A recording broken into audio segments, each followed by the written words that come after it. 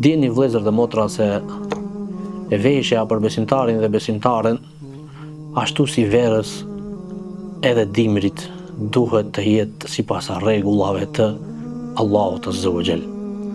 Vera nuk e ndryshon dispozitën e Allahut Azza wa Jall karshi veshjes së besimtarit dhe besimtares. Prandaj pejgamberi sallallahu alaihi wasallam tregon me një hadith të dy grupe njerëzish janë prej banorëve të zjarrit që tash në kohën tonë nuk i shoh, thot pejgamberi sallallahu alaihi wasallam, gra të veshura, por në realitet janë të zhveshura. Paramendon vëllezër, pejgamberi sallallahu alaihi wasallam po tregon për ato gra të cilët janë të mbuluara, mirë po mbulesa e tyre është ose e ngjitshme, është që ngjitet në trup, ose po është e të dukshme, ose po nuk e mbulon sipas rregullave të sheriatit. Thot pejgamberi sallallahu alaihi wasallam, ato cilët janë karakteristikat e kësaj mbulese, thot ruusuhunna ka asnimatil bukhtil ma'ila.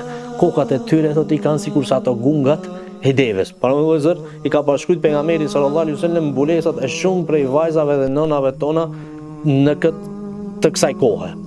Pejgamberi sallallahu alaihi wasallam thotë se kjo mbulesë nuk do t'i pranohet Allahu azza wa jall, për shkak se është mbulesë tërheqëse, mbulesë që i tërheq syt dhe e meshkujve dhe i vendon meshkujt në sprovë. E mbuluar, mirë po e zbuluar. E mbuluar tërheqëse për meshkujt. E mbuluar, e drejtuar, e parfumosur, e shtrënguar, del në rrugë dhe ajo mendon se ka vendosur hijabin, ndërsa faktikisht ajo llogaritet te Allahu azza wa jall se është e zbuluar. Kjo nuk është për t'i ofenduar kërkënd, kjo është për t'ia tërheqë vërejtjen që të mbulohen, se mbulesa duhet të jetë e gjarë, mbulesa nuk duhet të jetë e ngushtë, mbulesa nuk duhet të jetë e të dukshme, mbulesa nuk duhet të jetë e parfumosur, gruaja nuk duhet të del në rrugë e lyer, e shminkatur, e drejtuar, e zbukuruar, e parfumosur, nuk duhet të del në këtë lloj mënyre në rrugë, nga se kjo nuk llogaritet në mbulesë.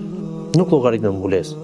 Gruaja duhet të del në rrugë modeste, me hijabin si që ka urdhëruar Allahu azza wa jall. Shamia të jetë e gjatë, që e mbulon për gjoksin e vajzave deri poshtë. Duhet të jetë mbulesa e gjerë, jo e ngjitur për trupi, duhet të jetë mantilli i gjerë.